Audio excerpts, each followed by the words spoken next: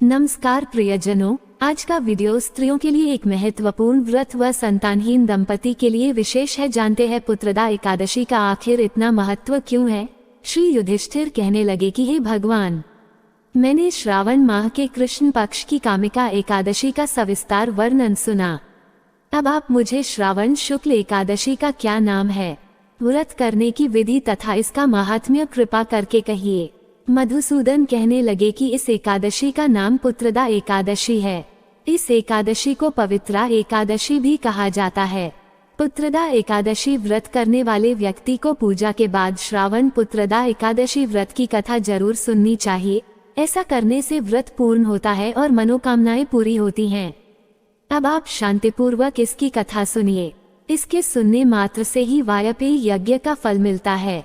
पुत्रदा एकादशी व्रत करने वाले व्यक्ति को पूजा के बाद श्रावण पुत्रदा एकादशी व्रत की कथा जरूर सुननी चाहिए। ऐसा करने से व्रत पूर्ण होता है और मनोकामनाएं पूरी होती हैं। अब आप शांतिपूर्वक इसकी कथा सुनिए। इसके सुनने मात्र से ही वाजपेयी यज्ञ का फल मिलता है। पुत्रदा एकादशी व्रत कथा। द्वापर युग के आरंभ में महिष्मती नाम की एक नगरी थी, जिसमें महीजित नाम का राजा राज्य करता था। लेकिन पुत्रहीन होने के कारण राजा को राज्य सुखदायक नहीं लगता था। उसका मानना था कि जिसके संतान न हो उसके लिए ये लोक और परलोक दोनों ही दुखदायक होते हैं। पुत्र सुख की प्राप्ति के लिए राजा ने अनेक उपाय किए, परंतु राजा को पुत्र की प्राप्ति नहीं हुई। वृद्धावस्था आती देखकर राजा ने प्रजा के प्रतिनिधियों को बुलाया और कहा, हे प्रजाजनों, मेरे खजाने में अन्याय से उपार्जन किया हुआ धन नहीं है, न मैंने कभी देवताओं तथा ब्राह्मणों का धन छीना है। किसी दूसरे की धरोहर भी मैंने नहीं ली। प्रजा को पुत्र के समान पालता रहा। मैं अपराधियों को पुत्र तथा बांधवों की तरह दंड देता रहा। कभी किसी से घृणा नहीं की, सबको समान माना है। सज्जनों की सदा पूजा करता हूँ। इस प्रकार धर्मयुक्त राज्य करते हुए भी मेरे पुत्र नहीं है, सो मैं अत्यंत दुख पा रहा हूँ। इसका क्या कारण है? राजा महीजित की इस बात को विचारने के लिए मंत्री तथा प्रजा के प्रतिनिधि वन को गए। वहां बड़े बड़े ऋषि मुनियों के दर्शन किए। राजा की उत्तम कामना की पूर्ति के लिए किसी श्रेष्ठ तपस्वी मुनि को देखते फिरते रहे।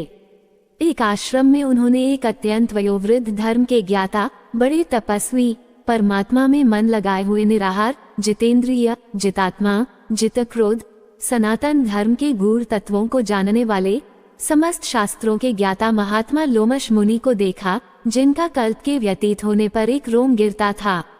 सबने जाकर ऋषि को प्रणाम किया। उन लोगों को देखकर मुनि ने पूछा कि आप लोग किस कारण से आए हैं।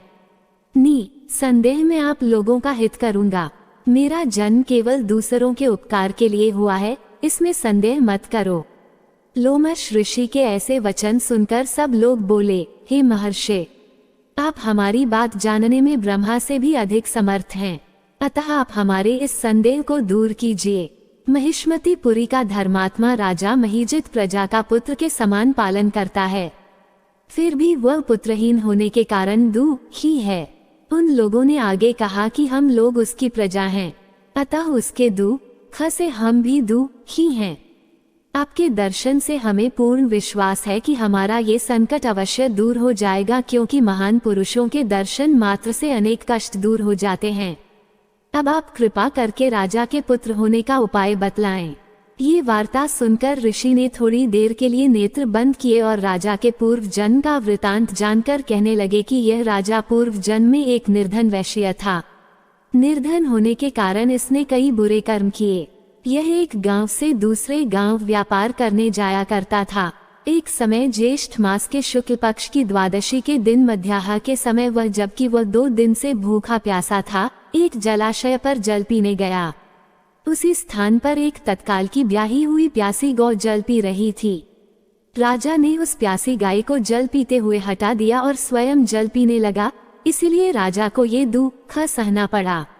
एकादशी के दिन भूखा रहने से वह राजा हुआ और प्यासी गौ को जल पीते हुए हटाने के कारण पुत्र वियोग का दुख सहना पड़ रहा है। ऐसा सुनकर सब लोग कहने लगे कि हे ऋषि, शास्त्रों में पापों का प्रायश्चित भी लिखा है, अतः जिस प्रकार राजा का ये पाप नष्ट हो जाए, आप ऐसा उपाय बताइए।